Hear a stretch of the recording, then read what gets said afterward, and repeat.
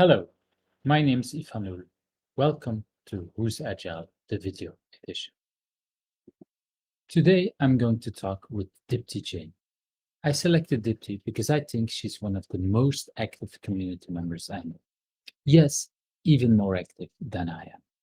In addition to Agile consulting, coaching, and training, she runs a countrywide community of practices, connecting Agilists across India and bridging them to the global community. She loves to connect and collaborate and prefers to call herself a social scientist. So, without further ado, welcome, Dipti. So, Dipti, what is something people usually don't know about you but has influenced you in who you are? I think for everyone, um, there are influences as they grow up, uh, and then the company they run into, the environment they find, and so that's there for everyone.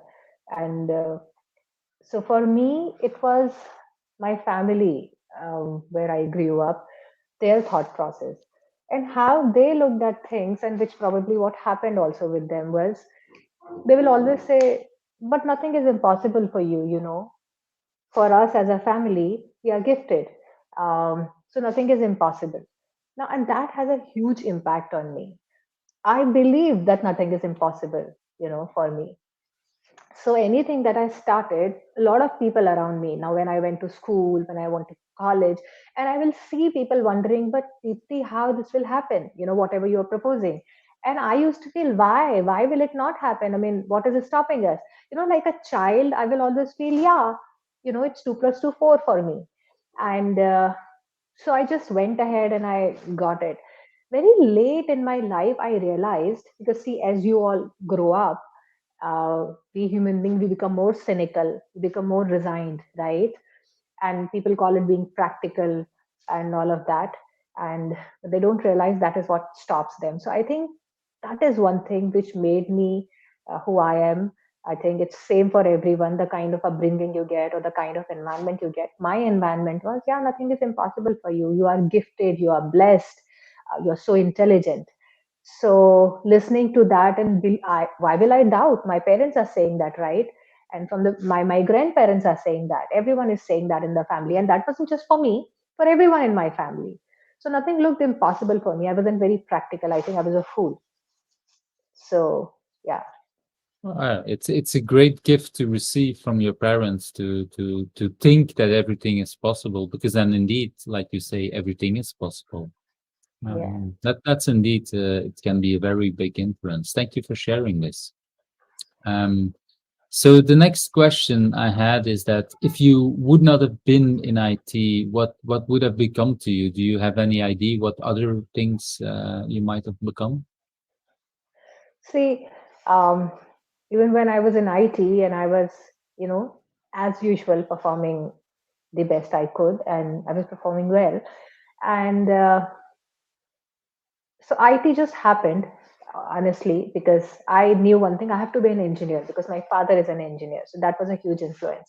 Then he was a very successful businessman, and so I wanted to be his successor. But mostly, boys, men are successor. So I was not looked upon as a successor by him. He didn't discriminate or anything, but normal conditioning. She'll get married, she'll go to her house. Uh, but if allowed, I probably would have worked with him, would have been a businesswoman, which I'm again now after quitting my full time job. So I think that came naturally to me. But if I go a few layers inside now, so that builds the foundation that it's totally cool to Mhm. be on your own. But if I go inside, I'm a very creative person.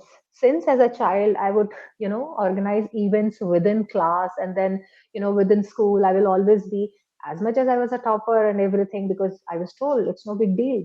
And, so I could easily, do great with my studies, with my sports, with co-curricular activities. So I was always doing multiple things. And I was not just jack of all trades, I was master of all trades kind of thing.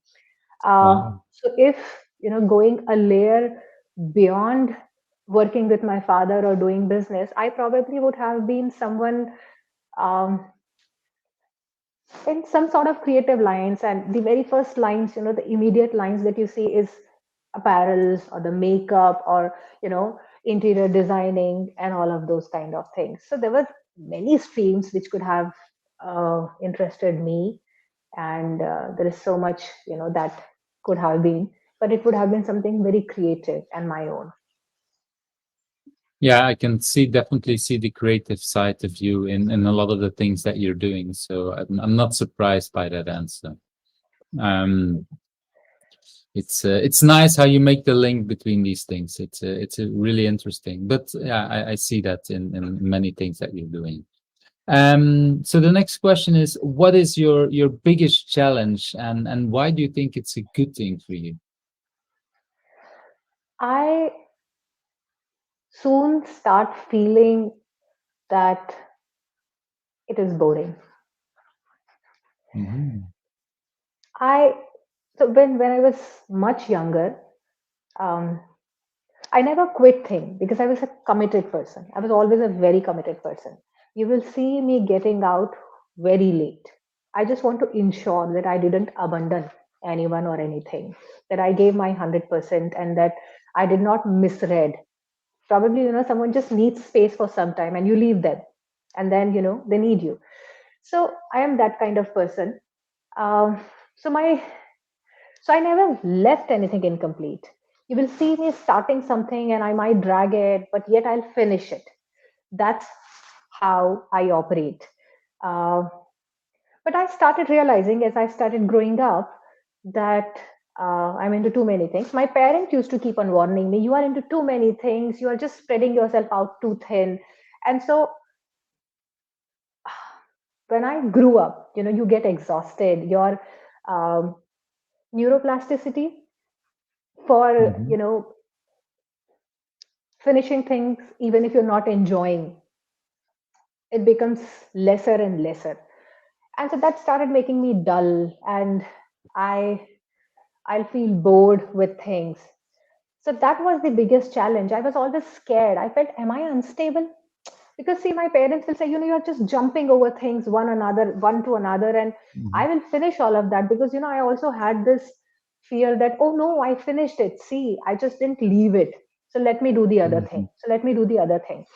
And I also had this fear, even while working. I did not want to be not dependable. I didn't want my clients to feel, oh, she didn't do, didn't complete the job. So my biggest challenge is finding that next exciting thing, yet not abandoning the previous thing. And how it has helped is, um, my consulting has never suffered. When I around in 2019, I felt okay, everything is just getting too much. That was my, I will say, emotional and mental sort of breakdown point, because I was really into every direction. I was consulting a couple of clients together. I was doing, I think I was running 5 events at that point in time, annual events. Then I was also working a bit with Agile Alliance and with multiple communities actually. So it was my events and then other community events, then Agile Alliance, then my clients, and then a lot of trainings which will come in between. Uh, Hmm. so Wow, I that's a lot. realized I have to, yeah. And so I was just unhappy. I was sad. I was crying. My husband found me one day crying. He's like, what happened? I thought you were happy. I said, I'm happy, but I'm just not enjoying anything. So you see, that's one window. I don't know how many people hit it. I don't know how many people share about it. I don't know if people call it a women thing. I don't know what happened to men. I don't know, but that was the window. So I realized I had to let go of a few things. And so I closed all my clients. 2020, I took up as, okay, fine. I want to, move things on autopilot. And so a lot of my events are on autopilot. And I love that. And I have teams, who are beautifully adding more creative juices to them, adding versatility to them. They are growing. If they were just with me, they would have been what I think. And now it's they think. So it was one, now it is 20 fold, versatile, and it's on autopilot. So I think the biggest challenge was how to not abandon something where people are dependent. My clients have other consultants now, they don't have to depend on me. And I have a bunch of really awesome people with whom I work. And then I have another bunch of really awesome people who work on these events and community platforms that we are running. So yeah. Wow, that's very deep, and I think a lot of people in the community might recognize that. Well, I recognize that starting a lot of things, not wanting to stop them, but at the same time, how can you grow the community that it support itself? So thank you for sharing that. Thank you. Uh, what drives you? Is there anything that drives you? Are you a driven person, first of all, and if so, what drives you? I'm a crazy person. I'm I'm driven all the time. I'm so charged up. I am a very driven person. Uh, as soon, even if I'm not done with one thing, those new ideas, they start jumping and they are dancing around me and they're like, let's do it kind of thing. Hmm. So yes, I'm a very driven person. That next challenge, actually it's not challenge. A lot of people say, oh, that next challenge, so probably I also jumped on that word. No, not that next challenge.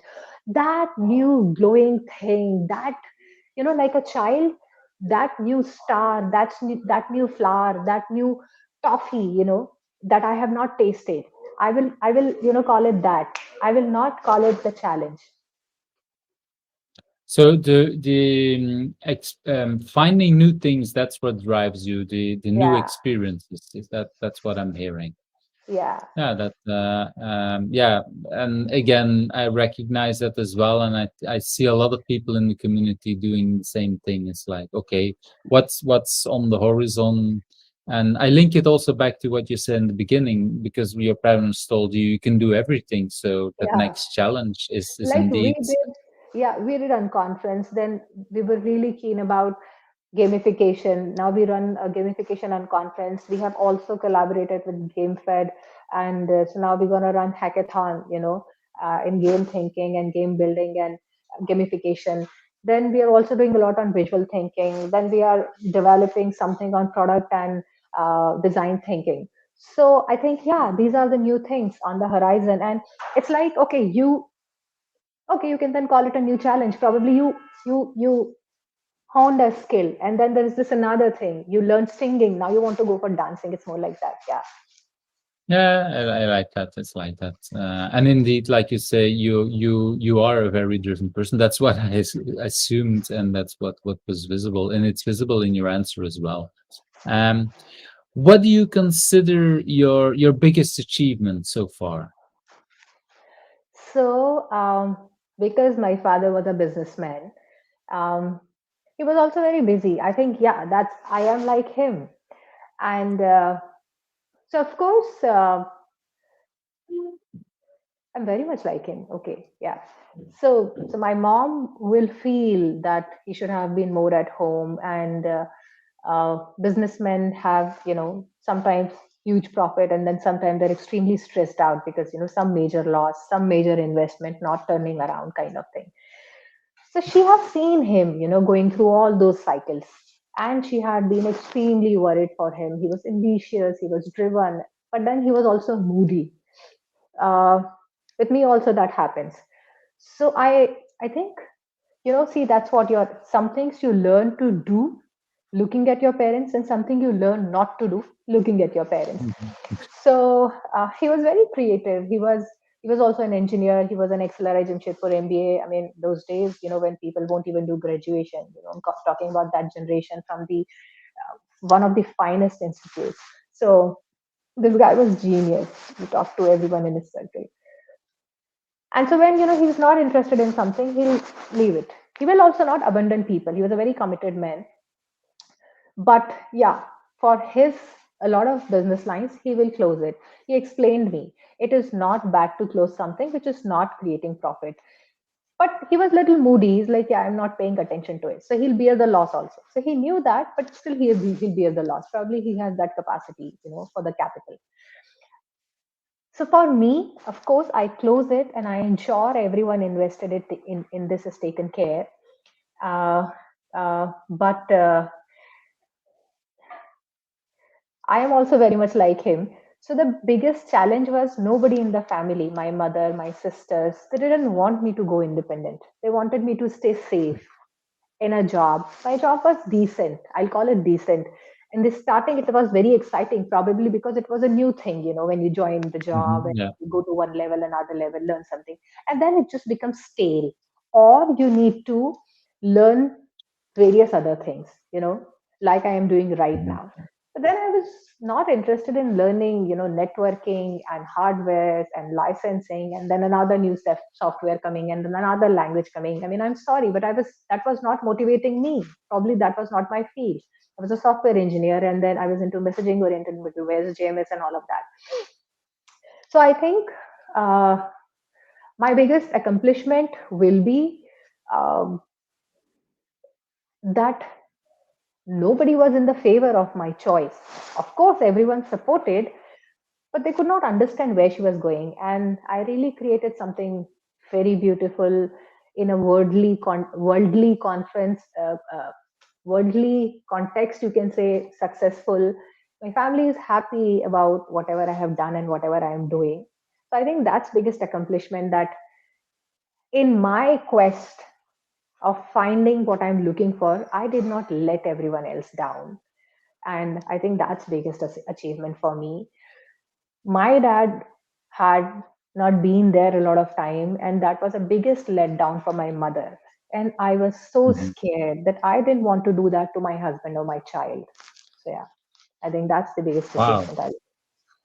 And that's yeah, it is a big challenge to create a company, to create an environment, and at the same time, yeah, be as much as home, and be there for your Yeah. family. That's indeed again something that more people will recognize. And it brings me automatically to my next question. Do you have some personal agility tip? Because I assume that when you do that, you can learn something from agility and from agile on how to do that. So do you have something to share there?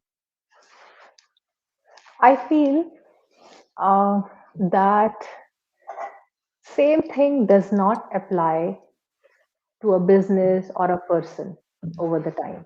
Change is the only Hmm. constant. Now people can keep on giving you tips. Do this, do that, have a routine, have a board, put stickies on it, you know. But it's not necessary that works for you. You are different from others. And that's why you are creating what you are creating. What you are doing, Eve, your book, Tips from Trenches, then, your video book. Not many people will understand. They'll ask question, how will you make money out of it? Yeah. Hmm. And you might not have an answer. What is the definition of success for this work you are doing?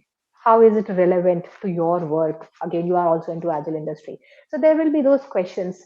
Um, so I think the personal agility tip here is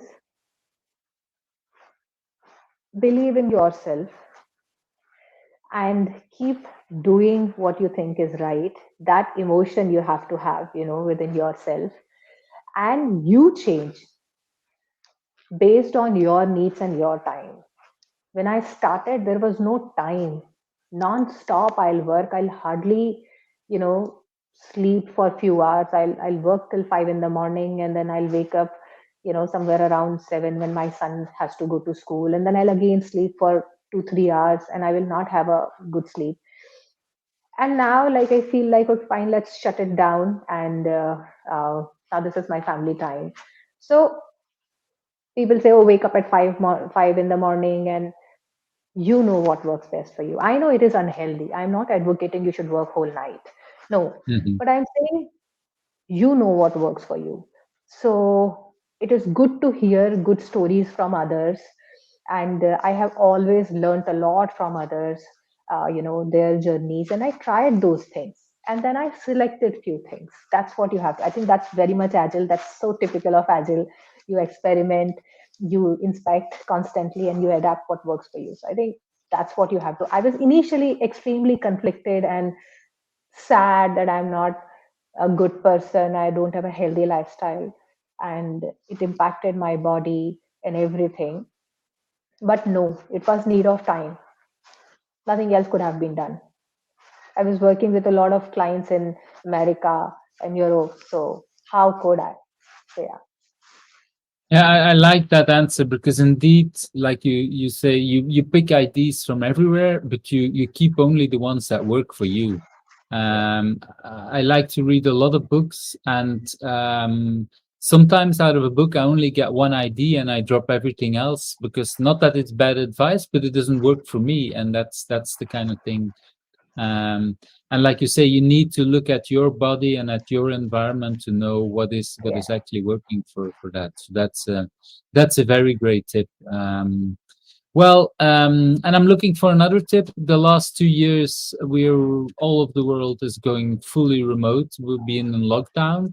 You being from India, I think you have some more experience with remote work than a lot of us because yeah, I heard you say you work with clients in America um, before as well, I think. So, yeah. what have you learned about remote work that you want to share with us?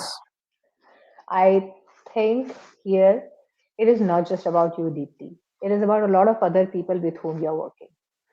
So we all have to have some expectation setting. We all have to have a routine. We have to have working agreements.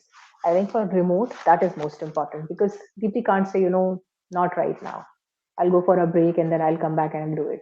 And Eve is waiting. So no, Deepti and Eve need to know that every day at Deepti's X AM and Eve's Y PM or AM, they are connecting. So I think for remote working, what is most important is working agreements, expectation setting. Yeah, I really I think a lot of people when the pandemic hit didn't realize how Yeah, important that was when we want to work remote. In Belgium, I used to say people say, "Well, everybody's working from home," and I have the feeling that in the lockdown we were not always working from home. It was more living at work, and then you need working yes, agreements on how to work, yeah, also looking at with your family and other people if they walk in or out. So yeah, that's indeed there are some working agreements that help a lot. I recognize that. Thank you for yeah. sharing this. Thanks for So asking. Dipti, what's the last book or an interesting book that you read that you think you want to share, that you think is really good for other people to read? Eve, I was, since as a child, we have a lot of religious influence. My family Hmm. background is more from, like, you go back to days of Raj, when we had East India Company and ruling us and all of that. My family is a very religious family. Uh, they are also, the uh, Malguzars, the tax collectors, and they hold lands and all of that kind of background. Hmm. Yes. So we had a very strong religious influence. And so we were also given, so we had our school and that education, and then we had our religious education. Yeah. And, uh, and I think that's where their whole thought process was driven that, oh, everything is accessible to us, everything is possible, that thought process for them. Hmm. But uh, uh, I was sensitive. My parents both were in their own ways very different from each other. But I used to wonder that, we don't own anything. Though we had a lot of property, we had a lot of workers, people working for us and all of that. We had a lot of farming land and a lot of cultivation would happen in addition to factory and all. And I used to sit and I used to look at them. I used to think, who I am, who am I? This is all my father's, his father's. Uh, what is mine? So my thought was very much around me. Am I more like my mother and her family? Do I represent that, or I am father's? Now this whole standard of kids representing the father's family is this Hmm. worldly setup, right? Yeah. So my thought was always around, who am I? And a lot of conditioning, a lot of shaping happens to every human being. So I wanted to go inside layers and layers and layers and genuinely understand, who am I? And I have done a lot of work around that and to understand myself. And it's been a beautiful journey. I seriously started looking into that in 2000, I guess 12, 13, after my child. And because I wanted to be a full time mother, and I was also an ambitious woman. and my circumstances needed me to work. So, too much of struggle. So every time there will be this thought. So, anyways, um, I read a couple of books in those lines, but the one which I really love a lot and I keep looking back is Honoring the Self by um, Nathaniel Branden. He wrote a couple of other books, and I love his work, and I intend to read others as well. Now, this one is more on self-esteem. Hmm. So yeah, and no matter how confident, happy, and outgoing and happy-go-lucky someone looks, they might have their own self-esteem problem, and it has more to do with yourself than the other person. You can say anything, Steve, Eve, and how I take it is all about me. So I wanted to look into my self-esteem, the discovery work on myself that I'm constantly doing. So I'm reading this book, and I highly recommend this book to anyone who wants to evaluate their self esteem, work on their self esteem, and which in multifold help them in every direction of their life, every aspect of their life. I like that, and I also like that. If I understood correctly, you start reading that when you just became a mother, or that at least you were interested in these kind of topics when you just became a mother. Yeah, I was always keen, and when I became a mother is when I consciously started putting efforts into that direction. I thought I should probably start learning the psychology. That was my first thought. But psychology is definitely one thing, but there is And it's so rather much. big. Yeah, there is so much. I don't know if you've heard of Landmark Forum. Um, so they are a good life coaching and kind of institute. Um, Mhm.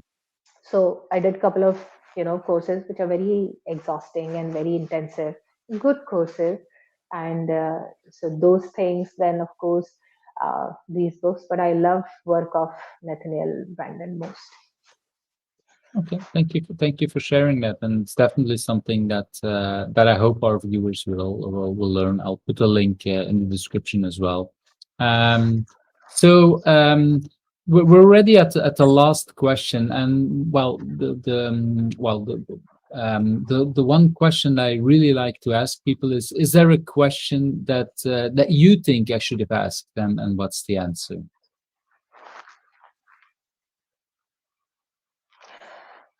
Actually, I don't know. I think this is right now on the top of my mind, and so probably I want people to think about it, and which is understand what is really needed.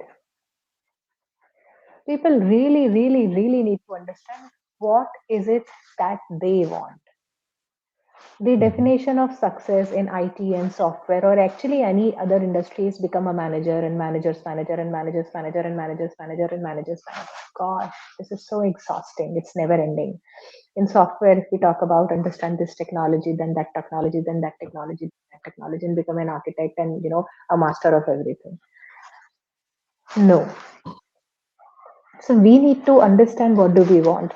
Another example is I need X amount of money, then I need Y amount of money, then I need Z amount of money, then I need a house, then I need a car, and then my child's education and all of that. Stop. I think we all need to understand. So, in previous years, my worry used to be that revenue for this year should be so. Now, revenue for that year should be so. I should be speaking in these conferences. I should be running those conferences. No, stop. And then doing all of that, I was myself spent so much.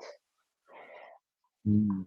So, I sat down. So in past 2 years, I don't want to give COVID any credit for that. I told you 19 was my tipping point. 19 was my Mhm. breakdown point. Then I hit, so I was, my God, I had my clients full for 19. And I am talking about starting of 19. And I'm like, shit, I cannot consult them, or I can't do it anymore. And uh, and so everyone, my friends, who were close to me, they were like, what is wrong with you? Like, you worked, to achieve this and all of that. Mhm. Why would you not want to do it? I want to take some break from consulting. I don't want to take engagements which engage me for 5 days a week. And I was engaged all days, 365 days. I was even working on weekends when my son will sleep or whatever, and then I'm struggling. So I think, and that's why I'm also reading Honoring the Self, and that's why I'm doing a lot of work on myself. Our Self worth is defined by society, by our parents, their fears, their insecurities, their sense of not accomplishing things. So I think what is most important for everyone is to know what is it that they want. And then, what people do is now they are married, now they will try and enroll their husband into that conversation that this is it what we want, or wives or their children. You don't study, you should excel. No, I think so. The other thing is when you know what do you want, you have to acknowledge what others want, and the conversation should be about, say, this is what I want, and this is what I can offer. So now let's figure out how it will work. Then the other person will say, I want this, and this is what I want from you, and there will be some struggle. And we Oh do yeah. not encourage people to be their own person. We don't. We will go and, try and do this to our husbands or wives, our partners, our kids. I think understand who you are, what you want, learn, develop that capacity inside you to be okay with what others want to be. One person can be an extrovert, flamboyant. One can be an introvert, poised, calm, not liking too much of, hullabaloo. So we have to respect the other person. So I think understand what you want, let others be what they want. And this requires effort. This requires education. This requires a lot of unlearning and relearning. So I don't know what the question, but I think this is what is needed for all of us. And money Wow. and all of that comes. I'm not saying our life should always be like Steve Jobs. We always don't need leaders. We need Mhm. people who just want to be happy. So if you ask me my goal for my child, I don't go after him. Oh, he's a genius, by the way. I mean, I'm so happy to share that. I was always worried because I was also a working mom. And so I'm not boasting or anything, but I am so grateful to God that I don't have to worry about him. Now, that said, sometimes he's number one, sometimes he's number four, kind of thing. So for me, what is most important is his heart should be filled with happiness, so that whenever he's down, it's not about what is my bank balance, what is my social security right now, how many flats or how many cars I own. It's Mhm. that feeling that, okay, it will turn around. It's okay. That feeling we need. And I want his heart to be filled with that. I know he will earn enough money on his own. He'll be very independent. I am not worried about that. I don't have to save money. I will. Every parent does. I mean, they do Mhm. whatever best. But I think we need to understand what we want. We need to create our happiness so that we are able to, give that happiness and peace to people around us. We need to help. I mean, the conversation that we have to do is not you need to do this and that. No, this is who I am, this is what I can offer, this is what I expect, but if it is not given, it's okay, kind of thing. This is what you want, okay, but I can't give you this and I can only give this. Those kind of dialogue. We lose our individuality on the name of love, commitment, connection. I think that needs to be worked upon in this society. So I don't know about the question, but I think we all need to work on ourselves, understand what we need, and let the other person be. That's how we can create peace and harmony. That's what is needed. This is yeah, such a wonderful answer. It's again, like you say, it maybe not that clear what is the question. It well, maybe your question, what is my worldview, and that's a wonderful Mhm. answer. That's really wonderful. Um, Before we go, I wanted to ask you who do you think I should ask next? Who's the one of the other persons that I should interview?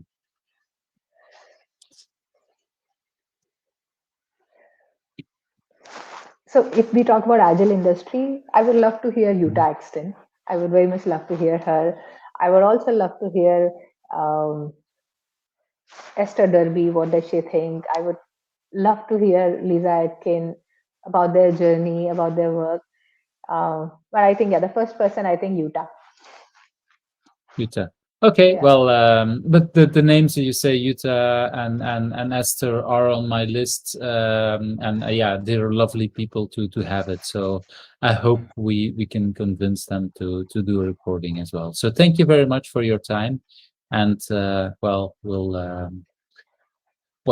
I'm sure we'll meet around. Thank you very much, absolutely. Thank you so much. and I